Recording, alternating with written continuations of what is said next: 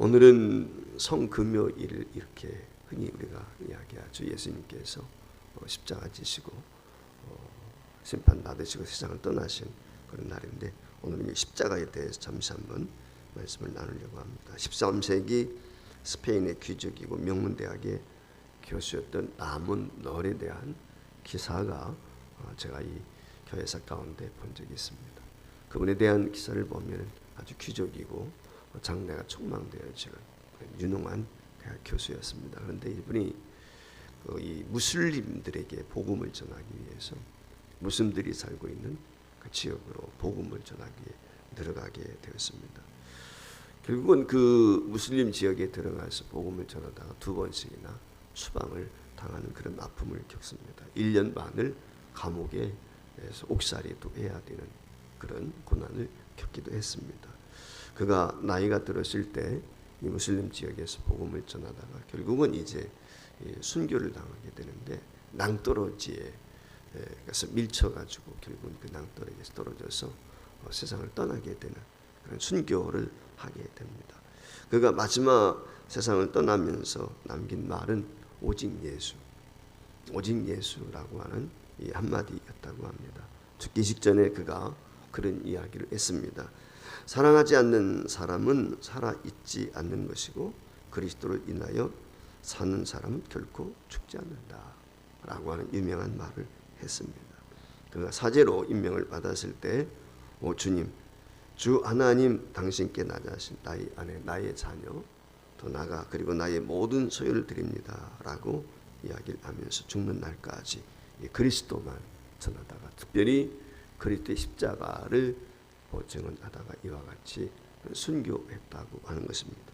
그런가 하면 네덜란드에서 한참 핍박이 심하게 되었을 때 겔린드 물러라고 하는 사람은 믿음을 버리고 성경 읽기를 포기하지 않으면 화형당하게 된다, 그런 경고를 받았다고 합니다. 그런데도 불구하고 그가 성경을 읽다가 체포가 되었는데 그에게는 아내와 4명의 자녀가 있었습니다. 이 배교하도록 강요하면서 그를 협박한 것이 무엇이냐면, 당신의 아내와 자녀를 사랑하는가? 이렇게 재판관이 질문하게 되었을 때, 만일 하늘이 진주이고 땅이 금덩어리이고 내가 그 모든 것의 소유자라면 우리가 겨우 빵과 물만 먹고 살게 될지라도 내 가족을 위해 그 모든 것을 포기할 것이라는 것을 하나님께서는 아신다. 그러니까 만큼 내가 가족을 사랑한다, 내 아내와 내 자녀들을 사랑한다. 그러나 결단코 그리스도만은 포기할 수 없다.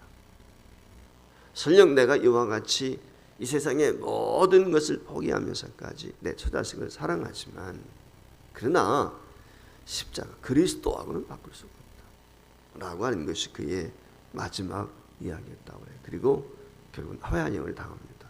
불에 태워져서 순교하게 되었던 거죠. 왜 이와 같은 일들이 있었을까요? 초대교회에도 예수님의 12제자를 비롯해서 많은 사람들이 순교를 당하고, 그리고 그 이후에도 우리나라도 마찬가지죠.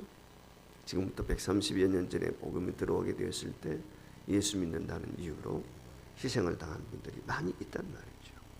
그 이유가 무엇이었을까? 바로 십자가죠. 이 십자가의 진리를 깨달았기 때문에, 그 십자가의 능력이 무엇인지, 십자가 도대체 무엇이냐, 그걸 알았다는 거죠. 그러면은 십자가 무엇이기에 그와 같이 그들은 자신의 하나밖에 없는 생명보다 귀하게 그와 같이 십자가를 붙들고 그 길을 걸어갔는가 라고 하는 것이죠. 오늘 여기 본문 말씀에 보면 바울 사도가 18절 말씀에서 첫 번째, 십자가는 하나님의 능력이다 라고 하는 걸 이야기합니다. 십자가의 도가 멸망하는 자들에게는 미련한 것이요 구원을 받는 우리에게는 하나님의 능력이라고 그랬어요. 왜 십자가의 진리가 멸망하는 자에게는 어리석어 보이지만 구원받는 사람에게는 능력이 되는가 라고 했을 때, 이 십자가를 통해서만이 나의 모든 죄가 용서되어지고 구원에 이르기 때문에 그렇죠. 이 십자가가 없다면 우리의 허물과 죄는 용서될 수가 없는 것이죠. 십자가는 하나님의 공의라고 말씀을 드렸죠. 그러니까 하나님의 공의는 죄에 대해서 심판하는 거예요. 우리 인간이 아담과 하와 이후에 범죄함으로 인해서 모두가 오염이 되어졌고 죄로 물들어 버렸단 말이죠. 그래서 원죄와 자범죄를 가지고 있는 우리가 이 허물과 죄로 인해서 죽을 수밖에 없는데, 그 죄의 삭은 사망이기 때문에 그 죽음을 대신하시고 예수님이 우리의 모든 죄를 담당하시고 죽으셨다는 것이죠. 그래서 죄의 대가 지불, 바로 그게 십자가란 말이죠. 그러니까 십자가를 통해서만 사죄의 은혜가 있죠. 예수님의 십자가 없이는, 그 십자가를 통과하지 않고는 우리의 붉은 죄가 사죄가 받을 수가 없는 거예요. 예수 그리스도의 십자가를 통과할 때만이 그 붉은 죄가 흰눈같이 양털같이 휘어졌다는 것이죠. 즉 용서되어졌다. 그러니까 그 십자가가 나를 구원한 능력이다, 나를 죄를 사하는 능력이다, 권능이다 라고 하는 것이죠. 그렇기 때문에 바울 사도가 미련하게 보이고 연약해 보이지만 그 십자가를 자랑할 수밖에 없다. 그런데 유대인들에게는 왜 이 십자가가 오늘 여기 능력이 아니고 미련하게 보이는 것이고 꺼리끼는 것이 되는가? 23절 말씀에 보면 우리는 십자가에 못 박힌 그리스도를 전하니 유대인은 꺼리끼는 것이요 이방인에게는 미련한 것이다, 이렇게 얘기를 했어요. 왜 유대인들에게는 이 십자가가 그와 같이 꺼리끼는 것이 되었을까? 이유가 있죠. 잘 아시는 것처럼 예수님이 이 땅에 오셨을 때 유대인들은 어떤 마음을 가졌어요? 그들을 구원해 줄 메시아, 구원자로 인정했단 말이에요. 그래서 많은 사람들이 예수님을 추종하지 않았습니까? 갖가지 이적을 행합니다. 보리떡 5개와 물고기 2마리로 5,000명을 먹이지요. 죽은 자를 살리지요. 여러분 아시는 것처럼 죽어있던 썩은 냄새나는 나사도 살린단 말이죠. 그러니까 메시아, 구원자, 자, 이분님은 이 노마의 앞자리에 있는 자기들을 구원해 줄 거라고 믿었단 말이죠. 그런데 어떻게 되었습니까? 예수님이 죽었단 말이에요. 자신들이 십자가에 못 박아버렸단 말이에요. 그러니까 그 유대인들에게는 오늘 여기 나와 있는 말씀처럼 꺼리끼는 것이 됩니다. 자신들은 메시아로 원래 생각했던 그 예수를 자신들의 손으로 죽였어요. 그리고 그는 아무런 세상에 계실 때, 살아있을 때 그와 같이 죽은 자를 살렸던 그 능력이 있던 사람이 십자가에 죽어가는 무능한 자로, 그래서 십자가는 그들에게 꺼리끼는 것이다 라고 이야기하는 것이죠. 볼품이 없는 거예요. 부끄러운 거예요. 그러니까 십자가 이야기하면 이방인에도 마찬가지죠. 이들은 십자가에 죽은 예수가 자신을 구원할 뿐이라고 하는 것을 믿지 않았다는 사실이죠. 그래서 이 십자가는 그들에게 거리끼는 것이 되고 미련한 것이다. 오늘 성경이 그렇게 말씀을 하고 있습니다. 그러나 예수를 믿는 저와 여러분은 어떻습니까? 오늘 구원의 은혜를 경험하고 있는 저와 여러분에게는 십자가는 우리의 능력이죠. 우리의 권능이에요. 그 십자가를 통해서 우리가 구원을 받고 사죄의 은총을 누렸고 영생을 얻게 되었다. 그러니까 십자가는 능력인 것이죠. 따라서 우리는 이 십자가의 사랑을 전할 수밖에 없는 것이죠. 주희철 목사님이 쓴 글 가운데 고난의 명상이라고 하는 글이 있습니다. 이 글에 보면 이렇게 기록이 되어 있습니다. 주님을 위하여 오는 고난을 내가 이제 피하였다가 이 다음 내 무슨 낯으로 주님을 대하오리까? 주님을 위하여 당하는 수욕을 내가 이제 피하였다가 주님이 너는 내 이름으로 평안과 즐거움은 다 받아 누리고 고난의 자는 어찌하고 왔느냐고 물으시면 난 무슨 말로 대답하랴? 주님을 위하여 오는 십자가를 내가 이제 피하였다가 이 다음 주님이 너는 내가 준 유일한 유산인 고난의 십자가를 어찌하고 왔느냐고 물으시면 나는 무슨 말로 대답하랴? 그렇기 때문에 그분은 기꺼이 순교의 길, 영문 밖의 길을 걸어가셨다. 참 어릴 때 이 영문 밖의 길, 그 주기철 목사님의 그 찬양, 그 얼마나 눈물을 많이 쏟았다. 여러분들은 기억을 하죠. 그렇게 가셨단 말이에요. 왜? 그 십자가의 능력 때문에. 그 십자가 능력이기 때문에 우리에게 구원을 주는, 우리의 모든 죄 용서, 사죄의 은혜를 주는 모든 허물과 이 놀라운 사랑을 우리가 받았기 때문에 우리 주님은 저와 여러분이 이 십자가를 통해서 구원의 은혜를 주신 것처럼 십자가를 자랑하기를 원하시죠. 십자가는 능력입니다. 이 십자가 없이는 우리의 영원한 구주가 되신 주님 앞에 설 수가 없어요. 하나님 앞에 설 수가 없어요. 주님께서 저와 여러분에게 십자가를 다 주셨어요. 그것이 큰 것이든 작은 것이든 누가 되었든 우리에게 십자가를 다 주셨단 말이에요. 주님께서 그 십자가에 대해서 어쩌면은 마지막 날 주님 앞에 서게 되었을 때 우리에게 주셨던 십자가를 묻지 않으실까, 그런 생각을 한번 가져봅니다. 주님의 십자가는 우리를 구원할 능력입니다. 그래서 나는 이 십자가를 전하다 왔습니다. 주님 앞에 그렇게 자랑할 수 있는 저와 여러분이 될 수 있기를 주 이름으로 축복합니다.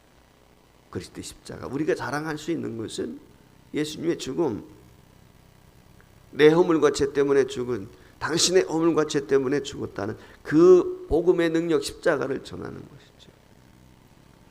두 번째로 십자가는 능력일 뿐만 아니라 지혜라고 말씀을 하고 있어요. 오늘 여기 24절에 오직 부르심을 받은 자들에게는 유대인이나 헬라인이나 그리스도는 하나님의 능력이요 하나님의 지혜니라 그랬어요. 여기 말씀에 보면 하나님은 그 십자가가 지혜다. 지금 헬라 사람들, 헬라는 여러분 잘 아시는 것처럼 철학이지 않습니까? 철학이 무엇입니까? 필라소데. 필라라고 하는 말은 사랑이란 말이거든요. 이 소피라고 하는 말은 여러분 아시는 것처럼 지혜를 말하는 거예요. 그러니까 이 헬라 사람들, 그 소크라테스를 비롯해서 이 헬라 사람들은 지혜에 대해서, 철학에 대해서 논하는 거예요. 그 중동 지역에 가보게 되면은 여러분들 아시는 것처럼 그 지역의 예배소 교회를 비롯해서 모든 교회들, 예배소 교회 아덴이라고 하는 것도 있었고 그렇지 않습니까? 그 우상의 그 모든 도시들이 무엇입니까? 철학의 도시가. 그러니까 이성적으로 생각하는 거예요. 모든 것을. 그러니까 세상적인 것을 어떻게 합니까? 지성, 지식, 이걸 중시하는 거예요. 여러분, 지성이라고 하는 건, 지식이라고 하는 건 무엇입니까? 정반합이 있단 말이죠. 답이 있는 거예요. 수학과 같이 하나 플러스 하나는 둘이다, 뭐 이게 답이 있는 거죠. 그런데 십자가는 그들에게 볼 때 비논리적인 거예요. 왜? 십자가에 죽은 자를 어떻게 십자가에 못 박힌 자를 믿으라고 그러냔 말이죠. 이게 불가능한 거예요. 어떻게 십자가에 죽었다가 살아나는가? 이성적으로 이게 이해가 안 되는 거죠. 지성으로는 도저히 그게 이해가 안 돼. 그러니까 미련하게 보이는 거예요. 유대인들에게 거리끼는 건, 무능한 것, 십자가에서 예수님이 달렸을 때에 이스라엘 백성들을 구원하실 줄 알았는데 자신이 죽고 말았단 말이에요. 무능력한 거죠. 자신도 구원하지 못했어요. 그러니까 십자가에 달린 강도도 그러잖아요. 너도 우리를 구원해봐라 말이야. 네가 하나님의 아들이냐. 침 뱉고 조롱하고 십자가 밑에 있는 사람들. 그랬던 이유가 뭐예요? 그런 메시아인 줄 알았는데, 능력 있는 줄 알았는데 죽어가고 있거든요. 그래 부끄러운 거야, 유대인들에게는. 반면에 헬라인들에게는 미련해 보이는 거죠. 아니 어떻게 자기도 구원하지 못한 사람을 믿어, 십자가에 달려 죽었는데 믿어, 이렇게 생각하는 거거든요. 그런데 오늘 성경은 십자가는 하나님의 지혜다, 이방인들과 유대인들이 꺼리끼는 것이다, 그렇게 오늘 여기 설명을 했어요. 왜? 자기 자신의 죄를, 이 십자가에 대해서, 십자가를 믿는다는 말은 자기 죄를 인정하는 거거든요. 내 죄를 예수 그리스도에게 전가했다, 다 그분이 담당하시고 돌아가셨다, 이 죄에 대한 인정이. 그러니까 자기 죄를 인정하지 않는 거예요. 왜 내가 죄인이야? 우리가 혹시 복음을 전하다 보면은 그런 이야기 하잖아요. 회개, 무슨 내가 무슨 죄를 졌길래 회개합니까? 나보다 악한 사람들이 얼마나 많은데. 내가 죄인이라고 생각을 안 해요. 허물했다고 생각을 안 하는 거예요. 모든 사람이 죄를 범하였으며 하나님의 영광에 이르지 못했다. 성경은 분명히 우리에게 말씀을 하고 있거든요. 이런 죄를 인정하지 않으니까 십자가가 필요 없죠. 이해가 안 되죠. 죄 용서에 대한 것이 이해가 안 되죠. 죄는 피 없이는 안 되는 거예요. 피는 곧 죄를 사하는 거예요. 히브리서에서 분명히 우리에게 그렇게 말씀하고 있지 않습니까? 그래서 히브리서 9장 22절 말씀에 보면 무엇이라고 그랬습니까? 율법을 따라 거의 모든 물건이 피로써 정결하게 되나니 피 흘림이 없은즉 사함이 없다, 용서가 없다. 즉 피는 생명이란 말이죠. 죄의 삭은 죽음이기 때문에 누가 죽어야 되는 거예요. 내가 살기 위해서는 대신 죽어야 돼. 누가. 구약 시대는 동물이 죽었단 말이죠. 그래서 매번 제사를 드리고 불완전하니까 하나의 그림자의 모형에 불과한 거기 때문에. 그런데 예수님이 우리 대신해서 단번에 죄 문제를 해결해 주셨다. 내 죄가 죄인이 죄인을 대신할 수 없잖아요. 죄 없으신 예수님이 우리 허물과 죄를 친히 담당하시고 저와 여러분을 위해서 십자가를 지셨다. 그래서 십자가가 언능력이 능력이다, 지혜다 라고 하는 걸 말씀하는 것이죠. 하나님이 그렇게 정하신 것입니다. 그래서 그 법을 충족시키기 위해서 예수님 이 땅에 오셨고 십자가를 지셨고 마침내 죽으셨습니다.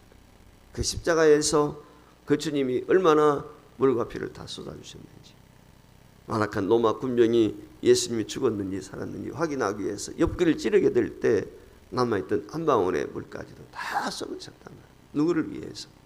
저와 여러분을 구원하기 위해서. 우리 허물과 죄 때문에 그런 상하시고 찢기시고 물과 피를 다 쏟으셨다. 이 놀라운 사랑을 우리가 받아서요. 값 없이 대가 없이 다 우리가 받아서요. 이 놀라운 사랑을 우리가 받고 살면서도 이해하지 못해요. 원망하고 불평하고 용서하지 못하고 가슴에 묻고 평생을 살아가는 어리석은 자가 너무 많아요. 왜 그랬습니까? 십자가의 사랑을 몰라서. 말로는 예수를 믿지만 진짜는 십자가를 경험하지 못해서, 주님의 그 십자가의 사랑을 경험하지 못했기 때문에 누가 허물이 있고 잘못일 때 그것이 비난이 되고 불평이 되고 원망이 되고 투정이 되고, 오늘 저와 여러분이 이 놀라운 십자가의 은혜, 그 사랑을 경험했다면 어떻게 되겠습니까? 결코 1만 달란트 빚진 내가 그 하나님의 은혜로 용서받았는데 그 100데나리온 빚진 자 용서하지 못하는 그런 어리석은 자의 삶은 결코 살지 않는 것입니다. 1만 달러 빚진 그 탕감받은 감격이 없기 때문에 나한테 100데나리온 진 자 그 사람 정죄하고 원망하고 불평하는 거죠. 여러분 저 요한복음 19장 여러분 잘 아시는 것처럼 34절 말씀해 보십시오. 그분이 어떻게 했습니까? 모든 걸 희생했잖아요. 물과 피를 다 쏟으셨잖아요. 이게 주님이 저와 여러분을 사랑하시고 우리를 용서하기 위해서 십자가의 고난, 십자가의 아픔, 모든 것을 다 참으시고 우리를 구원하시기 위한, 이것이 구원의 유일한 방법이라서, 이것만이 우리를 구원합니다. 이것만이 우리를 모든 죄와 허물에서 용서할 수 있는 유일한 길, 다른 길은 없죠. 다른 방법은 없어요. 오직 예수, 이분의 십자가, 이분의 고난과 죽음을 통해서만 저와 여러분이 용서되었다는 이 놀라운 은혜를 기억하시고 오늘 하루도 이 십자가의 사랑과 은혜를 묵상하는 성금요일이 될 수 있기를 주의 이름으로 축복합니다.